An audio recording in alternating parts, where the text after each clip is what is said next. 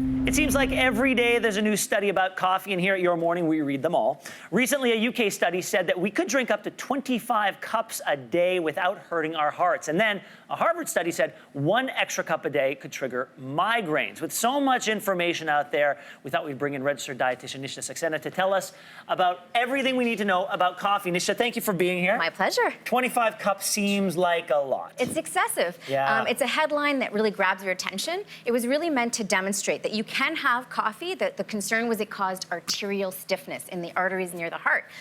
The study showed through observation that it doesn't, but it certainly doesn't mean you can have 25 cups a day. It just really highlights the problem with nutrition science. They're all observational studies. We don't do a lot of randomized control trials, so we have to look back in time, see what people have done, and see what it kind of shows in science. Okay, well, before we go any further, Yep. let's talk about the benefits of coffee. Oh, coffee's fantastic. It has 2% of it is the only part of 2% is caffeine. Okay. The other parts are all these plant compounds. It's actually the highest source of antioxidants in the North American diet. That's just because of the level of consumption, of course. It has polyphenols, it has choline acids, it has phytoestrogens, it has all kinds of good plant compounds, healthy, that can help blood pressure through to mood. All right, what about the negatives to coffee? Yeah, some of the negatives can be specific to people in terms of insulin resistance. You know, if you have, a lot of the negatives are theoretical. They're really connected to having excessive amounts and if you're not making some of those lifestyle changes we want you to make.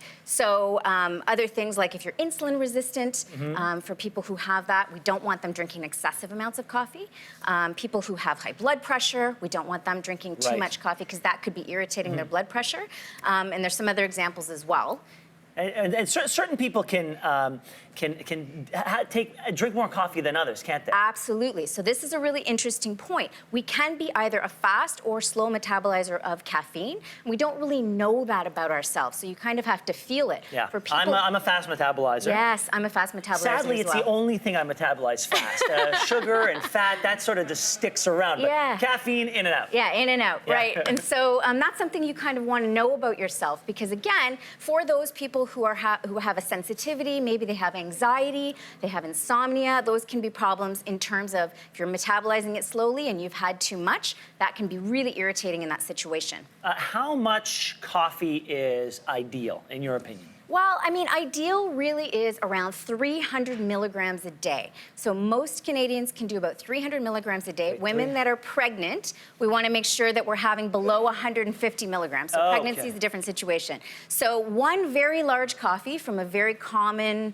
popular retailer would be about that much. Okay, I blow past that before 4 a.m. Yeah, I kind of figured that. Yeah. I mean, coffee can be sort of a lifeblood of sorts. You just kind of want to monitor where you're at. I think if you're having excessive coffee all the time, you want to look at how that might be affecting you. 2 espresso drinks could be around 300 milligrams, or 2 cups of home brew could also be about 300 milligrams a day. Talk to me about decaf. Decaf is interesting. Yeah? Yeah, there's different methods to actually remove the caffeine from the coffee, and it lowers the caffeine down to more like 6 to 10 milligrams per cup. Are all those benefits that we talked about before, are they still present? Yes, they are. So there's some really nice processes that don't use chemicals, where you leave in all those plant compounds, but you have just a touch of caffeine. So decaf might be the way to go for you once in a while through the day. Final thoughts. What are some things that you want people to know about coffee? The thing I want people to know the most about coffee is it's really how you have it that affects you the most. So if you're having a big coffee and it's full of cream and sugar, artificial sweeteners and syrups, or worse, if you always have your coffee with a cigarette, you're definitely not getting any benefit from that. So we want to make sure that we're having kind of good quality coffee, plain, ready to go. And my final thought on coffee is that decaf is a garbage lie, and anybody who drinks it should reevaluate a lot of the decisions they've made in their lives. Thanks for watching. If you like this, be sure to subscribe here. And you can check out more Your Morning videos right here.